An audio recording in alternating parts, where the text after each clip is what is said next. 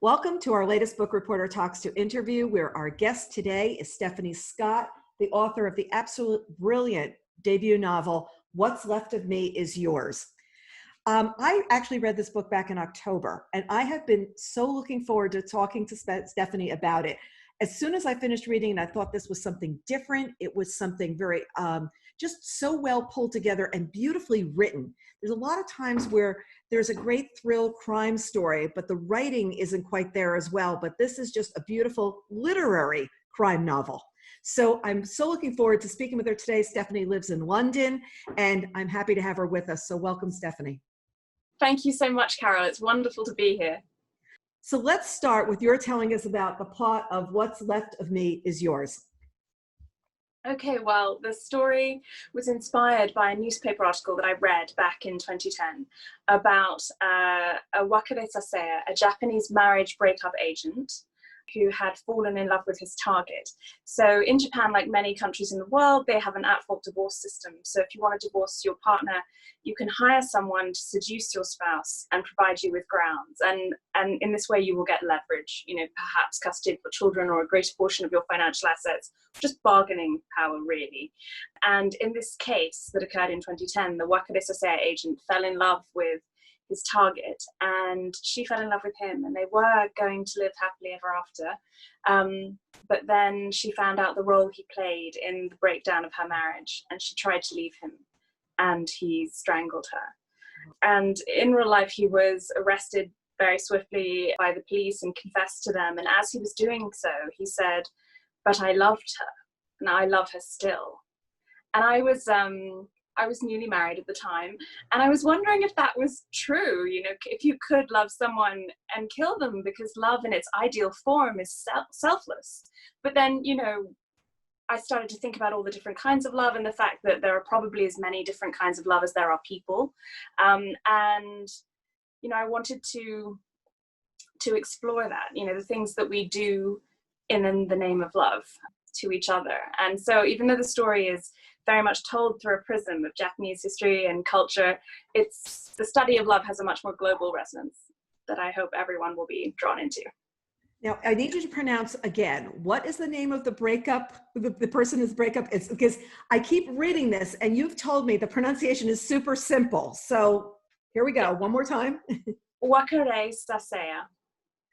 And you were saying that in Japanese, you actually pronounce each of the letters that are there. Is that the reason? You pronounce, usually, there are exceptions of course, but usually you pronounce each of the syllables equally with equal stresses. So you just break it up into each of the syllables. It will become very easy.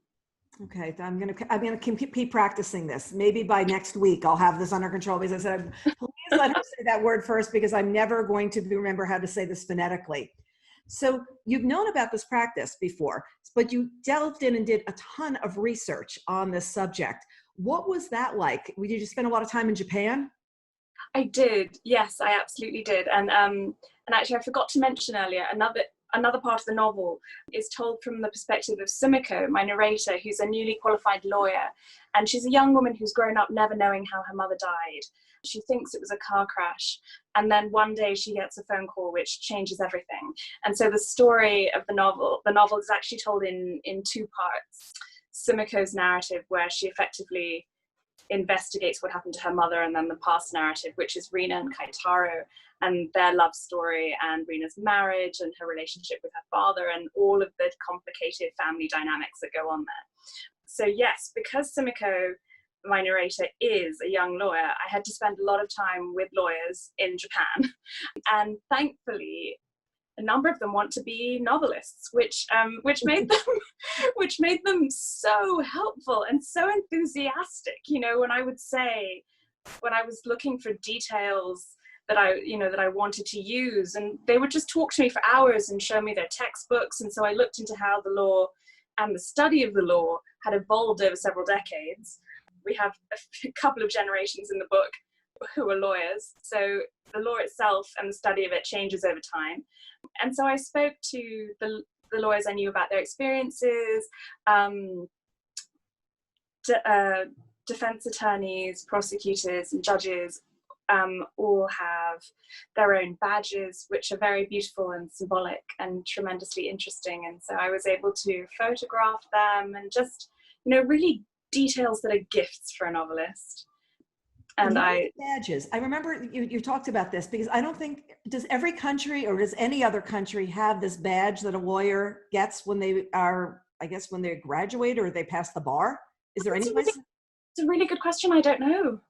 But they definitely do this in Japan, and she has a badge, and there's a penalty for losing it and things like that. So what are the badge?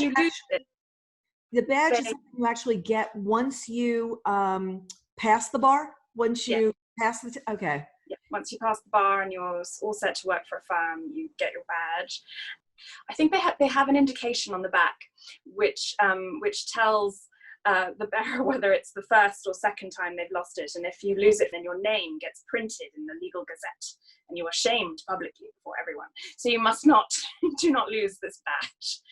But most of my friends pin it to their work portfolios, and somewhere on the lapel. But it's just a wonderful detail that I very much fell in love with, and the attorneys I spoke with were very helpful, and also I worked with prosecutors who have come to the Japanese embassy in London to be the secretary for legal affairs there, and I worked with two of these men in succession, and they were extremely helpful to me in my research. It sounds like you did so much research, because the whole divorce system there is completely different from what I know here in the States.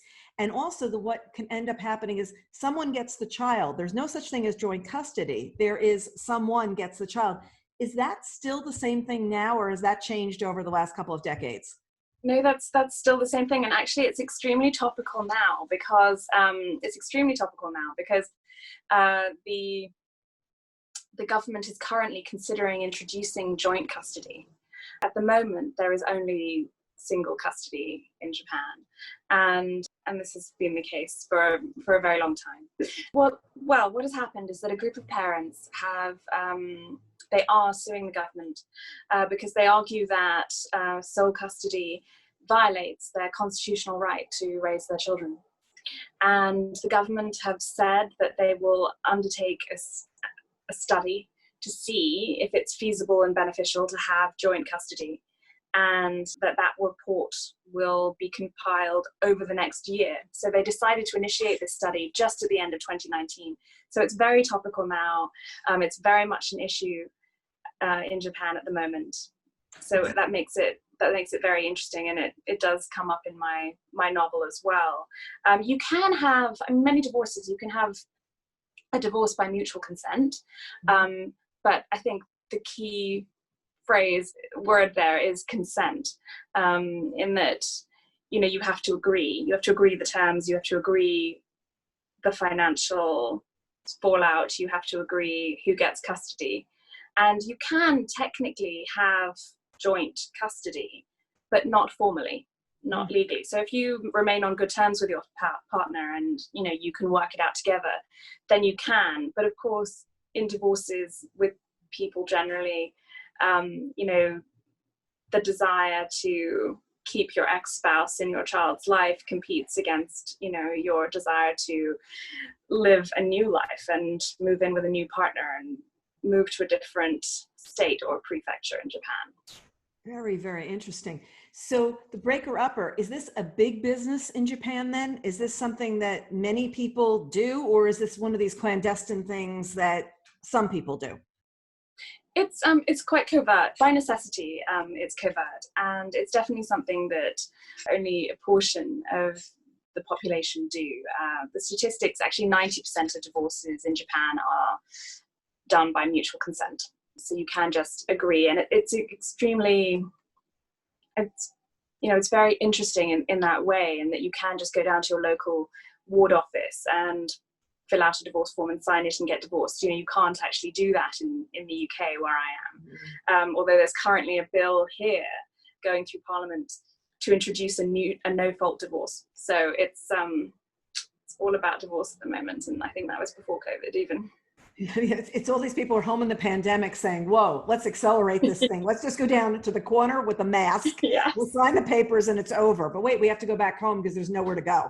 So I think that's really much, you grew up in Southeast Asia. Did you always want to write a book that was set there? And tell our readers, like, you grew up in Singapore, I believe? I did, yes, I did grow up in Singapore. I'm half Singaporean, half English. I'm racially half Indian. Singapore is a multicultural country. And yes, I grew up there and my family is still there, my parents.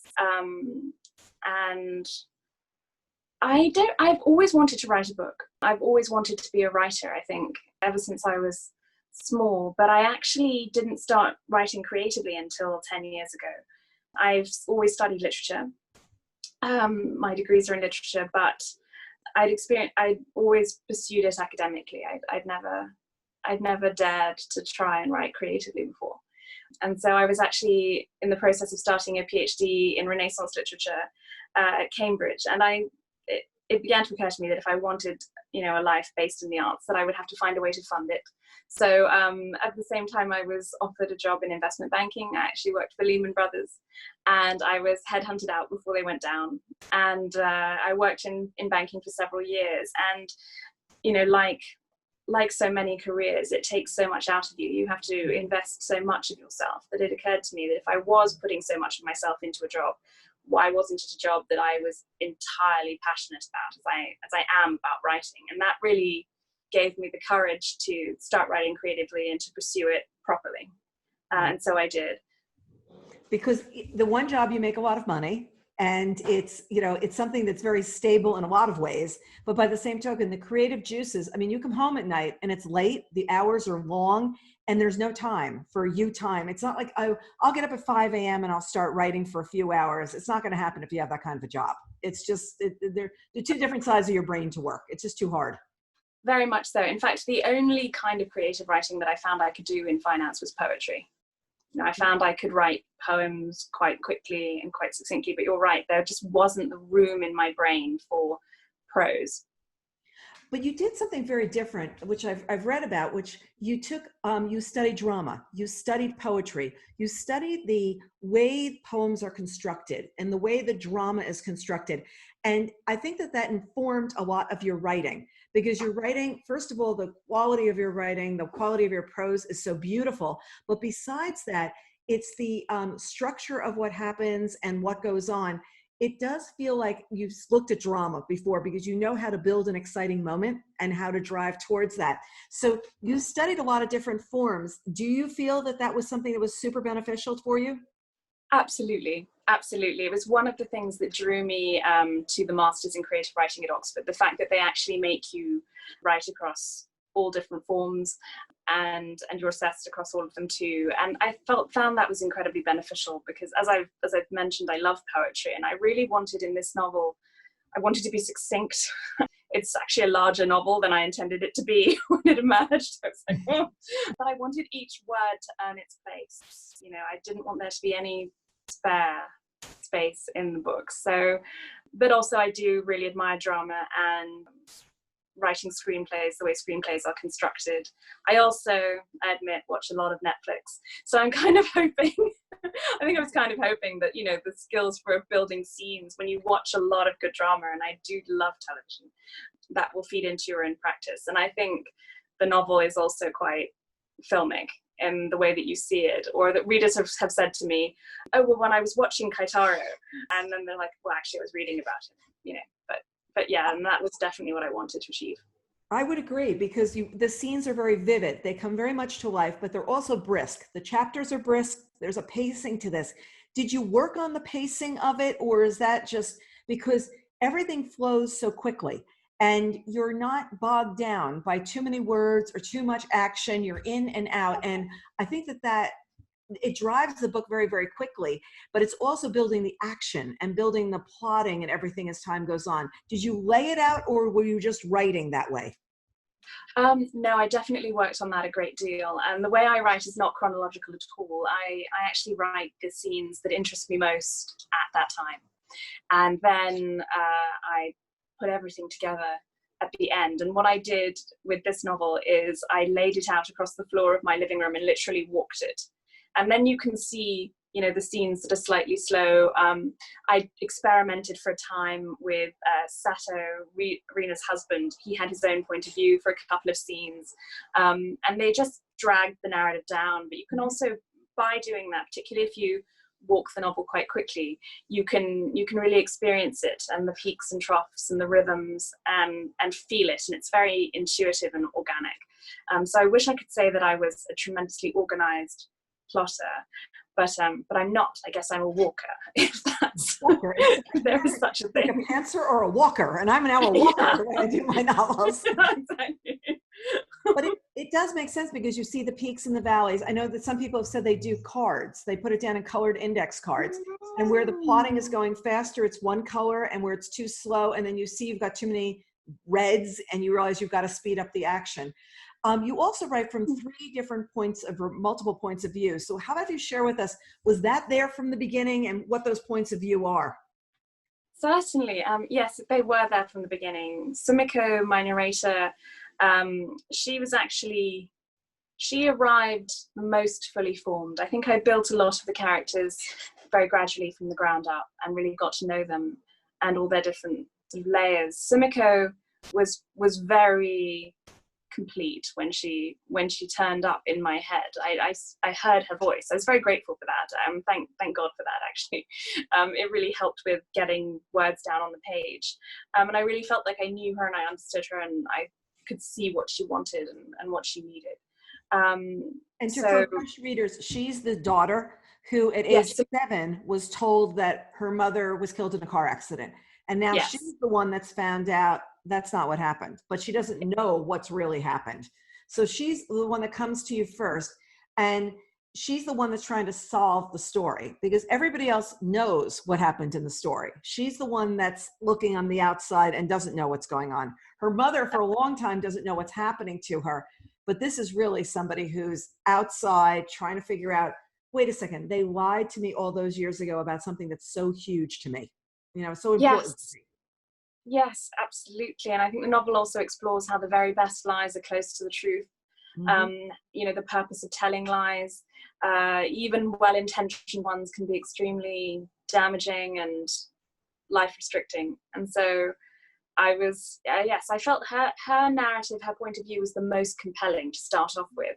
Mm-hmm. But then I also spent a lot of time with Rina, the woman who is seduced and who falls in love and is unfortunately murdered.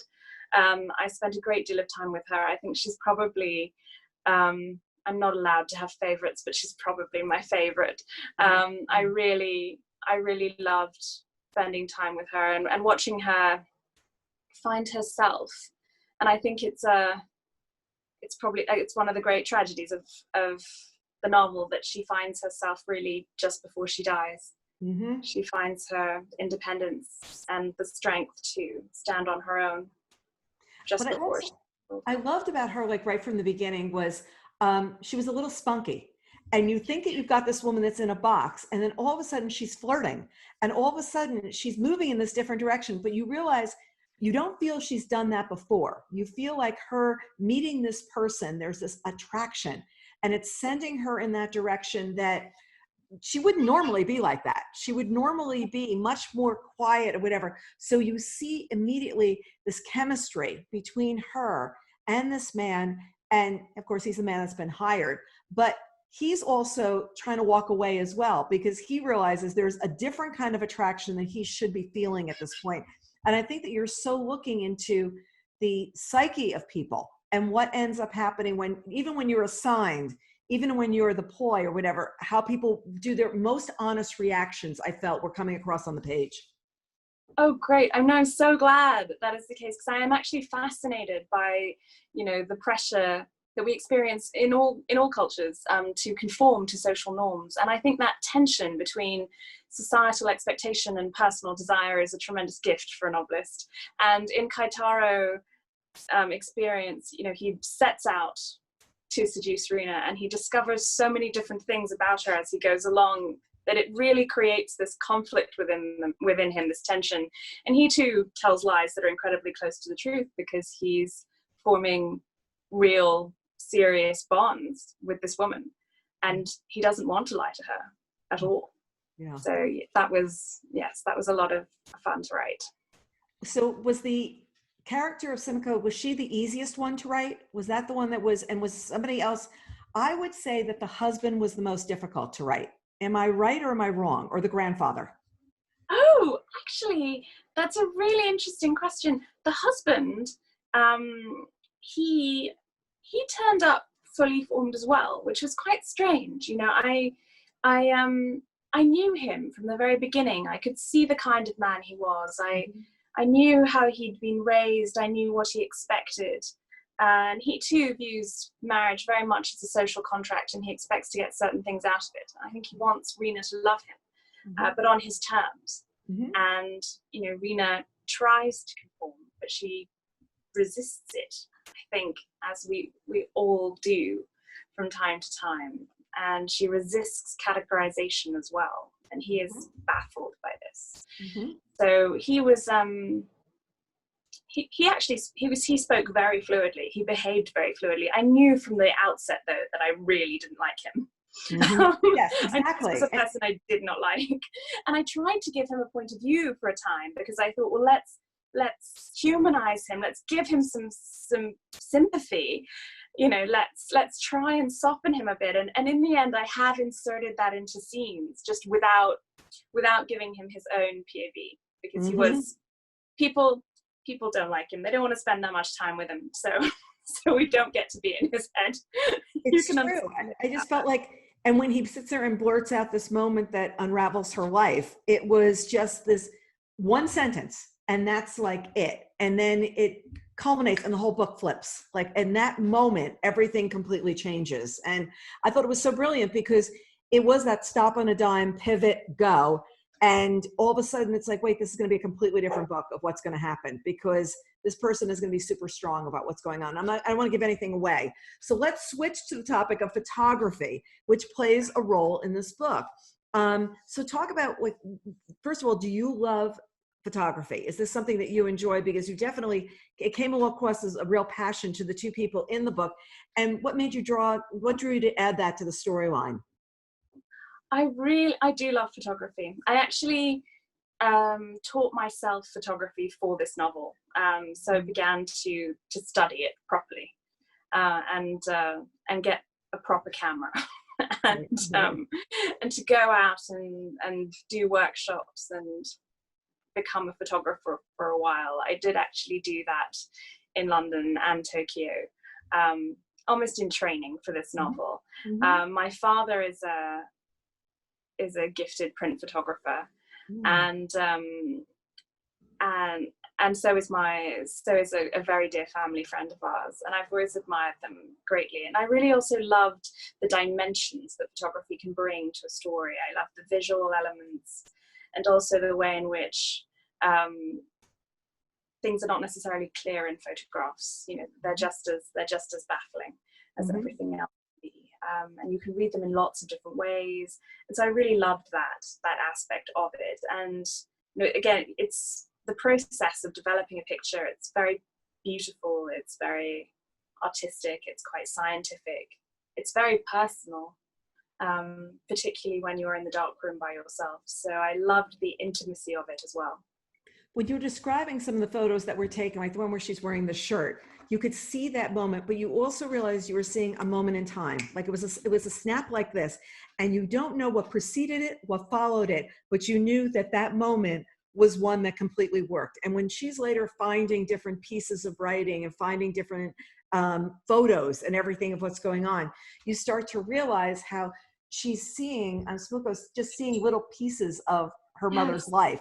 And then she's trying to string them together to tell a story. And I just found that the little bits of words or whatever, but the photographs, because she's seeing her mother happy. She's seeing joy. Yes. She's seeing these things that she didn't ever get to see from her mother. She doesn't remember those things. No, exactly, because, you know, this is outside the marital home. These are outside any of the constraints that Rina normally lives within. So these are glimpses and flashes of another woman for Sumiko, really. And what also fascinated me about photographs was that, you know, the world changes so quickly all the time. And I know that part of this story is set in the 80s and 90s and part of it is set in the present day. But technology, our preferences, everything is so fast now. But one thing I think that will always remain is our love of photographs. You know, people will always need pictures, and they will always play an important role in all of our lives. So I wanted to integrate that. Well, do you know, and also the immediacy of photography right now is completely different from what it used to be. You used to take, and I remember pictures of me, like for your birthday party, you might have 3 pictures. You're not going to have 1,000 pictures. I think look at people with their children on Instagram. I say, oh my gosh, the people are so photographed. I don't have that many pictures of my children at all. And this is one day. This is one event. And how it's become so much, it's been so much of the zeitgeist in some ways. It's just a matter of interpreting, whereas before a photo, you were posing for it a different way. Yes, you do still pose now, but it's not as many candid shots were not before. It was these moments that everyone was smiling, everyone was doing this or that. It was blowing out candles on a cake. There are a lot of pictures of blowing out candles on a cake, but there weren't those just strike a pose kind of a moments. There were not, because you'd send the film out, you'd have to get it produced, things like that. And I'm finding that the world has become so much more visual as a result, that there's nothing kind of hidden, because everybody can look their worst and go out and explain, I look really bad this day, or they look their best. Whereas before, everything was styled to look beautiful. And I think that even in these photos, she's saying something in each of these photos. Whereas today, if you were writing the same book, it would be a lot more like on the fly kind of stuff.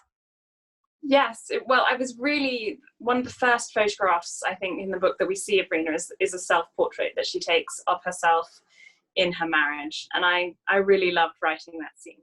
Yeah. I love that photograph. And it's, of course, the first photograph of her that Kaitaro sees. He hasn't even met her yet. And it fascinates him too. So, yeah. And there's not a photograph in the book. There's a cover, but there's not a photograph in the book, yet I feel like I can see these people so vividly the way you've drawn them. And I feel like I saw those photos. I feel like I saw everything. And that's a real gift, because a lot of times when you're reading something, you're not seeing the characters. You're not seeing, you know, exactly the way they're drawn. Someone else who does it a lot is Lisa C. And Lisa C, when you walk away, you feel like you've seen the characters. And I felt that there are a lot of parallels of not only you both talking about customs, but the way you draw character, because you can actually see who the people are. Oh, I'm honored by, thank you so much. I'm really honored by that. And I put a lot of effort into that in the prose, actually. There was a lot of graft that went into achieving that. So I'm so glad. Thank you. So when you're sitting in, the chapters are very brisk, like everything was very like this going along. When you were you moving things around? Because I know you took 10 years, and we will go back to the fact that you took 10 years working on this novel, and it wasn't all research. When you were writing the brisk chapters and the chapter titles, were the chapter titles always there, or was that something you went back and added later? No, the chapter titles were always there, and they were almost signposts for me, mental signposts, and I really liked them. And I didn't have many readers when I was writing the novel. I only had a couple, but they each reacted very, very, very differently to the chapter titles. One loved them, one hated them, and I was just determined to keep them. And so they were very important to me in the structure. And actually, you were saying earlier about how some novelists have cards that they lay out. I guess for me, I had the chapter titles in my head, and each title captured the feeling and mood of that scene, or a pivotal moment in that scene. And so by keeping them in my head, I could move them around.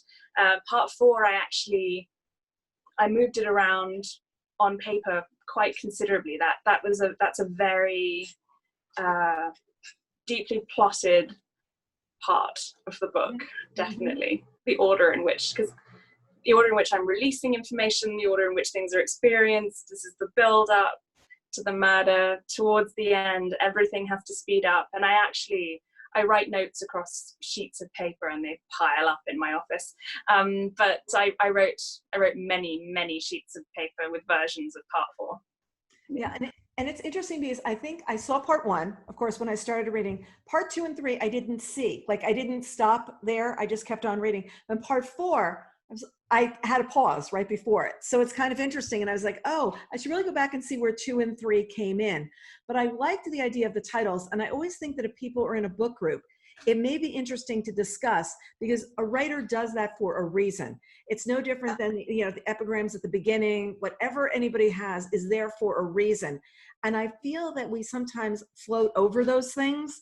And if you sit there and say, like, wait, what chapter titles like drew you in? And it actually becomes a discussion question, because a lot of the times that's going to drive where you're going, and it's a word or it's a phrase or something like that, and it's ignored because it's a very big part of the writing process.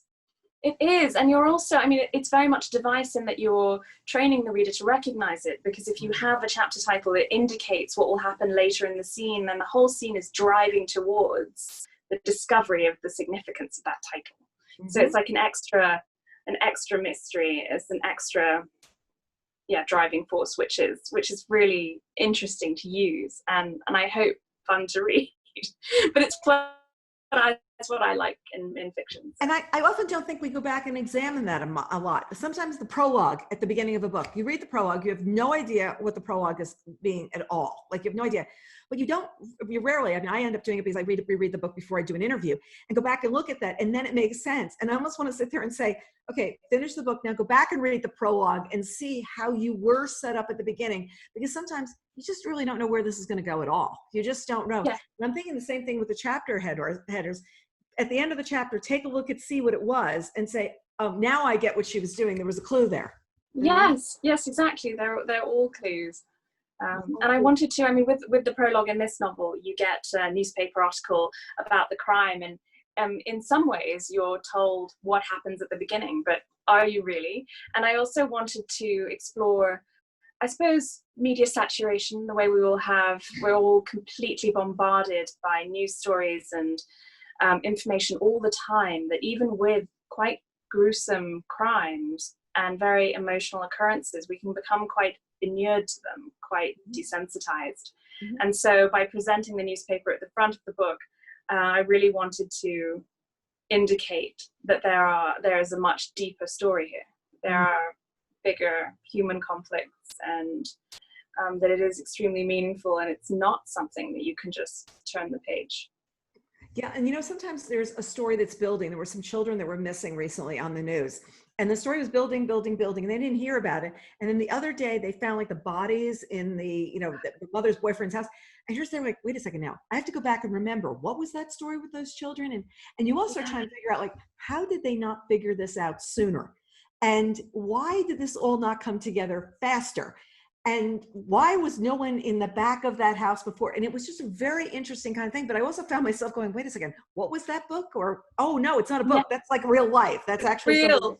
It's a real Yes, media exactly. And I mean, I suppose also at the heart of the novel are the stories we tell ourselves, because we're such natural narrators, humans. I think, you know, everything is a constructed narrative for us. So I was really fascinated by the stories we tell ourselves, the stories we tell others, and the way in which your past can almost reconfigure itself into a narrative after you've experienced it. So that, and you see something some way and somebody else sees it completely differently. And exactly. You're having the exact same moment. They said sometimes when children are growing up, you're both in the same room and you saw two completely different things happening. And and also how people rewrite history. I mean, I used to joke with the people, you know, I had this great job at a magazine when I first got out of school.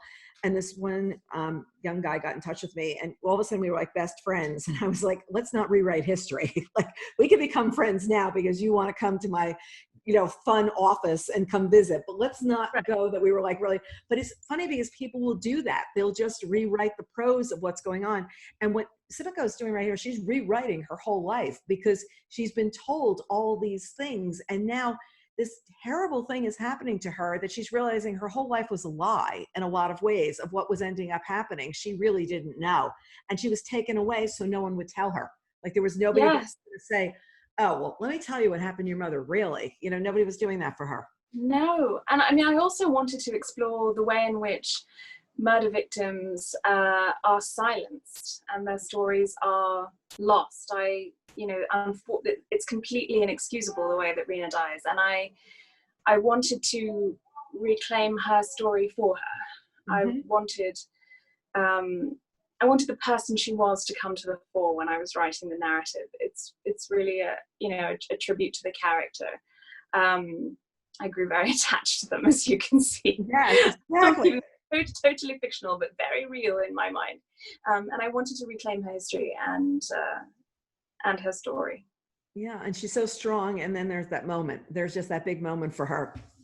At any time during the 10 years, did you think about giving this up? At any time, did you sit there and say, can't do this anymore? Oh my goodness. No, actually. Yeah. No. Yeah. There were things that got, but I think I didn't have that moment because there were other things in life that got in the way. You know, my husband and I, we sadly went through several family traumas. We had very, very heavy caring responsibilities for a number of years. You know, I was doing degrees, we were working, there was a great deal of stuff going on in our lives. And I think, you know, life will always intervene. What I've learned is that you just have to fight it. And so I was so busy fighting life to get the novel done that I didn't really stop and think, ooh, you know, I don't know about this project. I mean, but having said that as well, the book was extremely pushy from the get-go. I had several novel ideas on my desk when I started writing, and this one just shoved all of them out of the way. It just really, really demanded to be written, and I think that provided me with real impetus. Mm-hmm. So, I mean, of course I experienced self-doubt. What novelist doesn't? Loads of self-doubt on a daily basis. But I really, really wanted to finish. Yeah. I wanted to achieve. So, okay, at some point, Kai during the story says, what's left of me is yours, which is now the title of the book. Was this always the title? Was this the title that you were carrying around all the time? No, it wasn't. And when did the title come up? Much later? Do you know, actually, my husband bought me a mug with the original novel title, and it's still there in our cupboard, and I see it all the time. Okay, what was the original title? The original title was The Sentence. The Sentence. Oh, very interesting. Which played with legal sentences, justice, but also sentences and stories the stories we tell ourselves. So, but I was told quite late in the editing process, I must say, that it was not emotive enough or intriguing enough, and that they wanted something much more exciting. And so I actually had 2 weeks to come up with the new title and insert it into the book, because for me it's really important that titles are embedded within the narrative. Mm-hmm. I know that this isn't always the case, but for me it was very, very key. So yeah, we went through a lot of titles, and then it was working out how to fit it into the scene. And yes, the ending of the scene where the title occurs was written during that point. Yeah. And it was interesting because there's part of that title that comes earlier in the book. It comes up on like page 107, something like that. I made a note the other day, and I was like, wait, but that's not the title, but it's part of the title is there. It's not the whole sentence. It's not the whole phrasing. But I just remember I went back and I looked at it and I was like, wait, what is that saying? You know, I think it's what's me of yours or something. There was just something else that I saw, and I was like, wait, was that where they? And then when I was rereading last night, I was like, oh, it's right there. There's where the words came from. So. Yes, and I mean, of course, you know, Kaitaro says the words. I hope I'm not spoiling anything in the book. He says the words in the book, but I think what I really like about the title is that it applies to all of the characters. Mm-hmm. It applies to all of them in different ways. You know, it applies to Sumiko and Rina, and it's what's left of her mother. Mm-hmm. This is all that's left of her mother, and the things that we leave to each other, to our friends, and I suppose the damage that life can impart. And to an extent, we're always just progressing with what's left of us. Yeah. And I just found that it feels like the perfect title, though I cannot remember it. I always have to sit and look at the book and read it. But by the same token, I feel like it's just perfect. I love this cover. And we're also going to share with our readers the UK cover, because they're very different. They're very, very different looks. Did you have a hand in both of the covers of what was happening? I did. And I was really lucky that my publishers allowed that. I actually did Pinterest mood boards, and Doubleday were just so perfect. They were so attuned to the novel itself, and they found this picture. I can't take credit for it, but it is by a wonderful photographer, Miki Takahashi, who I've actually admired for a very long time. And so when they brought this picture to me, it was just a magical moment. And then she allowed us to use it, which was even more fantastic. And you know, I've since reached out to her, and what I absolutely love about this image is that she so closely resembles my character Rina.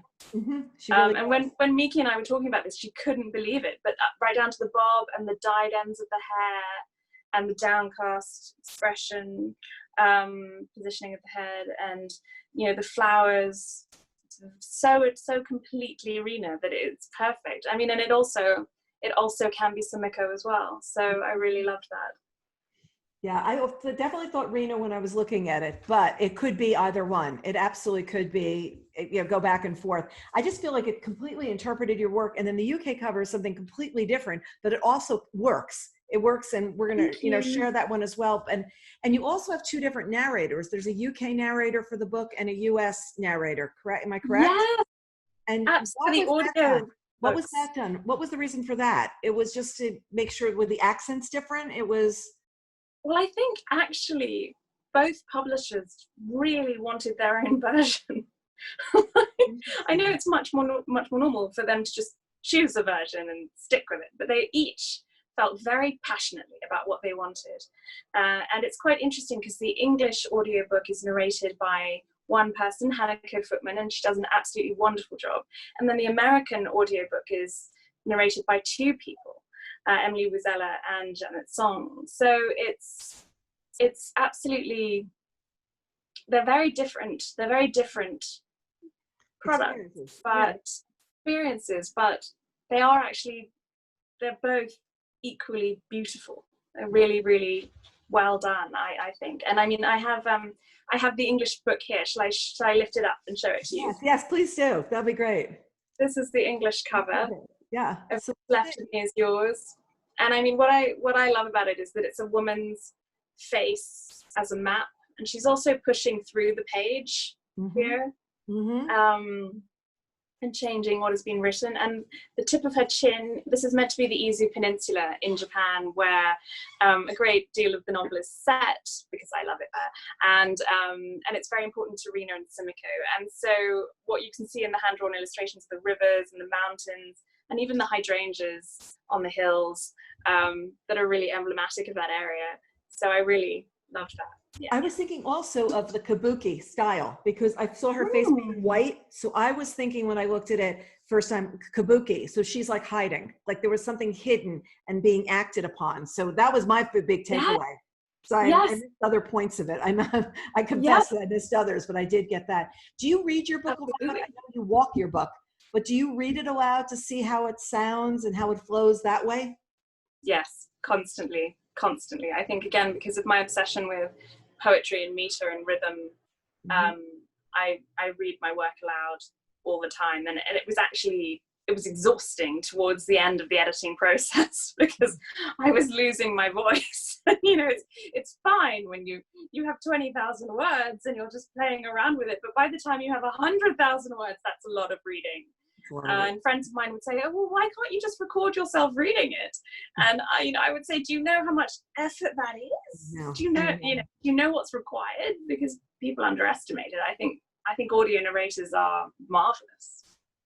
I narrate just the little bit at the end of the podcast that says, "And now, stay tuned." And I cannot tell you, I don't think I've ever done it once. I think I've always done my third or fourth try, because the inflection's not the way it should be.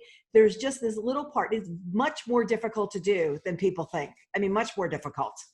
So, and the attention to detail too is incredible.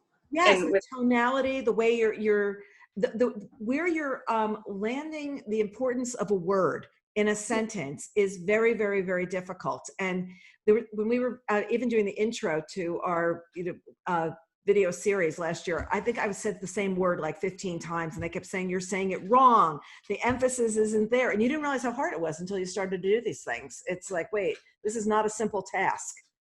Absolutely. No, it's not. I was lucky enough just before COVID to hear part of the English audiobook being recorded. And it was really wonderful to be there in the studio and see the attention to detail that they have, and, you know, the great focus and concentration when they're recording to absolutely everything. It was really beautiful to see.